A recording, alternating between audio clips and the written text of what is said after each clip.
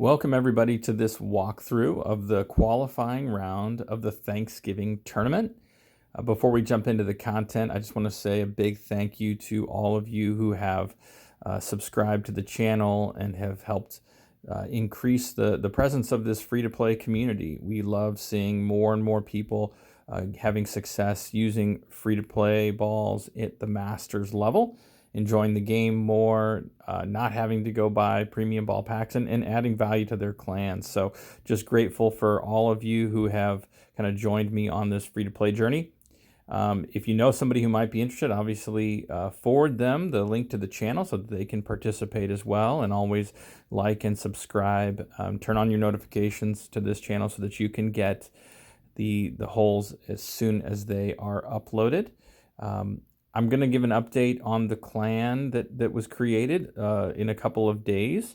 So it's going well, and I'll share more about that in the coming days. But in the meantime, let's jump into these holes where if you follow these shots, you'll be able to shoot a -17 or potentially even better with some suggested tweaks that I'll share with you along the way. Let's jump in. Hole number 1 is a very simple shot to the drive as far as the setup goes. So we don't have to move the target at all. You see the spin, 6.6 top, 3 right. You're obviously welcome to use a Wind 4 ball here just to make the pull less rings, but it's not required. You can see I'm executing this shot with the 12.3, which is one of the highest winds that you're going to get.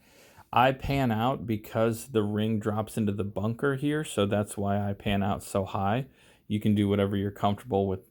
The important thing here is on the curl and hitting perfect. If there's one shot, obviously the approach shots you almost always have to hit perfect, but as far as the drives go in this tournament, this drive, that bump is so finicky, and if you have a minor great left, it could bounce you way off into the rough. So that one's really critical to hit perfect. It's going to drop you nicely down here in the fairway and set us up for our approach shot. As always, we need to kind of estimate our distance in club. You can eyeball it. Also with the thorn, you're always going to have the option to count those rings up from minimum distance to your landing spot. It's a 1 for 1. So if you moved up, 13 rings, that's 13%. And then you're going to adjust those spins to have the ball guide just as it's shown.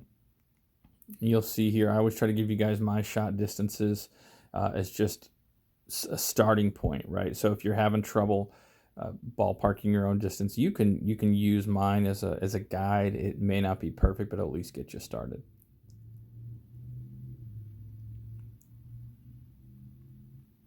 Hit perfect, and you're going to have a nice chance to start off your round with an eagle.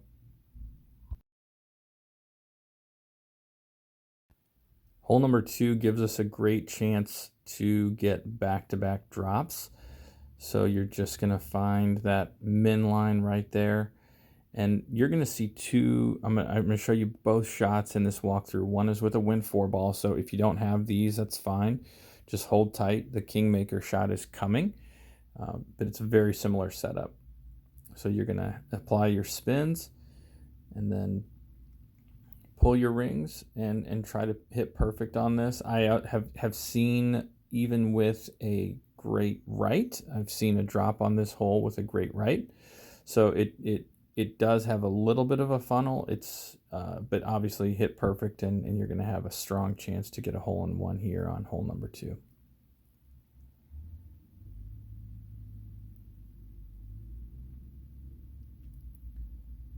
Here's the Kingmaker shot. You'll notice it's same setup, it's just less backspin.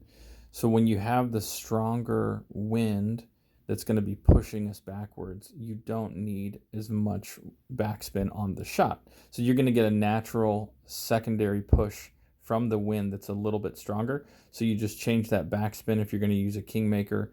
Other than that, the setup is exactly the same. And you'll see here the result is also the same.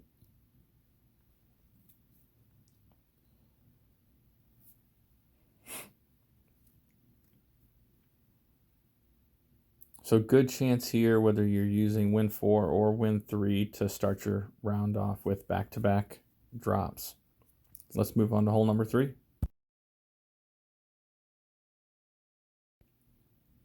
Hole number 3, we use a Zerk. We don't move our target. So as long as you open the hole with your Zerk and your Apocalypse, you don't have to move the target at all.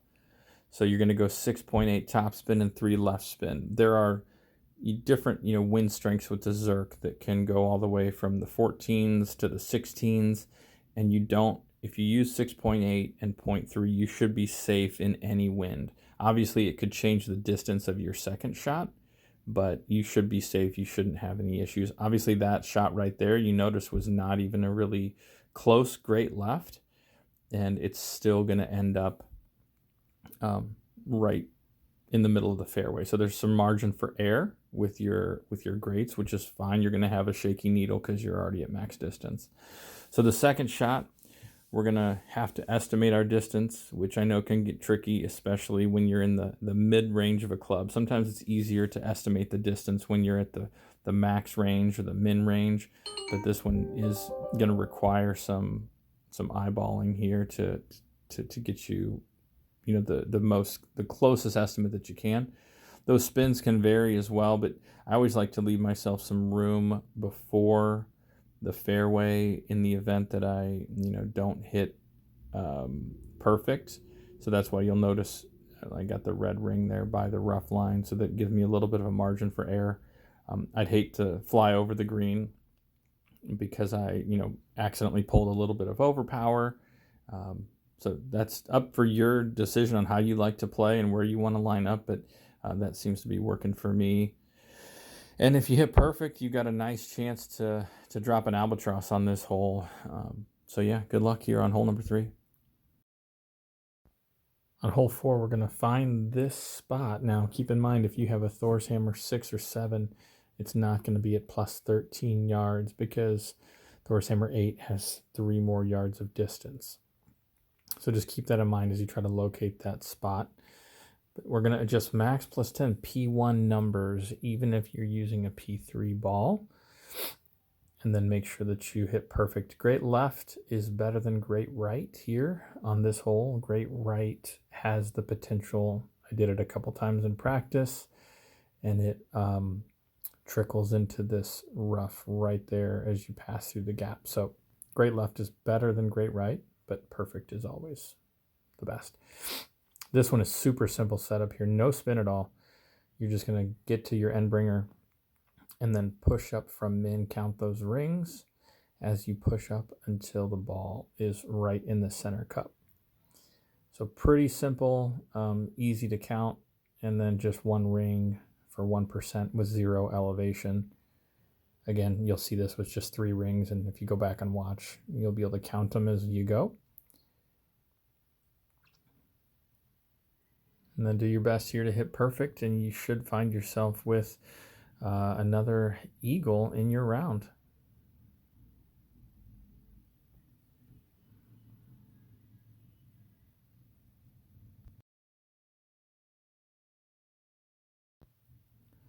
Hole number 5, another easy setup on the drive here. No movement target, so you just get in there to start the hole with your Apocalypse and your power 3 ball. 7 top spin, 3 left spin.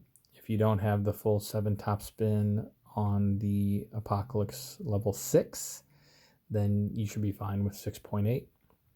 Be very careful on the overpower here. It's just very slight, and if you do go with too much overpower, you will go into the rough here. So you'll watch this shot, maybe watch this video a couple times, but be very careful on that overpower because this is a very touchy drive as we're trying to end up on the back side of most of those trees so that we can play for a rough bump on the second shot. So now you're going to want to push up here, and you're going to find a spot in between the rough and the bunker. There is a slight funnel here. If you have time, once you set your spins, you can kind of wiggle around your target and notice that the ball guideline stays in the cup. That's how to check to see if you're in the funnel.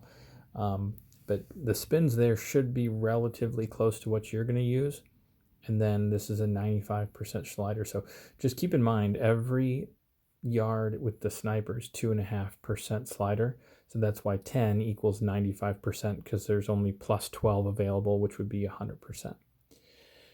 And then you're going to want to hit perfect, which I didn't. And you'll notice that even the slight great left here stops the ball guideline and stops the ball traveling a little bit further. So good setup here, great opportunity for an albatross. Hole number 6, really difficult par 3 here, and I do recommend a Kingslayer if you have it. You could try with a Kingmaker. It's going to be difficult to mimic the ball guideline, and you're going to have to compensate with right curl, which can be tricky. So definitely use the Kingslayer if you have it to set up as shown. Simple adjustment once you find the spot to go 1-to-1 with the wind. So that'll be easy to, not a lot of math to figure out there. So just go 1-to-1, so 9.5 rings here. And you'll see this one rolls right by the edge. And I think this one is going to be droppable, but also have some inconsistencies. I did see a couple of different wind angles, which make it challenging to find the perfect setup here. So good luck on hole 6, and be okay with a birdie on this hole. You can score high on the others. Hole number 7, find this spot at +8. Pretty simple drive here. So just transporting us down to the fairway so that we can have a very consistent approach shot to the hole. So at +8, you just want to find that spot with the spins applied, look for the ball guide. Max plus 10%. And the curl here doesn't have to be perfect, but you want to try to get as close to this as you can, or else it can change your landing position and change the distance of the second shot significantly. If you were to have particularly less curl, would create challenges here. So try to mimic that curl. It's going to leave us with a very nice opportunity here to get an eagle. We're going to estimate our distance. It's not always easy to do, so take your time here and try to get a close estimate here. Leave yourself a gap. Like I said on one of the previous holes, I like to make sure I have a couple of rings so that in case I hit a great, or sometimes have an accidental overpower, I don't want to fly the green and end up with a par. So we're going to align those spins to the hole. 10% elevation here. This was a 32% slider.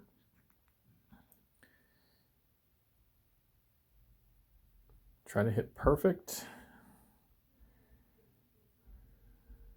I did have just a tiny bit of left curl on this shot, so try to avoid that, and I think you're going to get an eagle. Hole number 8, another very difficult par 3. So try to do your best here to find this spot, and you're going to notice a lot of glitches in the ball guide. So we're really trying to be 4.9, not 5. I tried this with all the way from 4.6 all the way up to 5.1 backspin, and 4.6 you roll down the hill. Sometimes 5 or above you don't even reach the green on the rough bump, so it's really touchy here. But find that landing position with the ball guide just short of the hole, and then make your adjustment. Try to hit perfect. You'll notice on this shot I had just a tiny bit of right curl, so again I'm costing myself strokes here just by incidental curls. You'll see that one definitely would have gone in, so try to avoid the unnecessary curls. Last hole, number 9.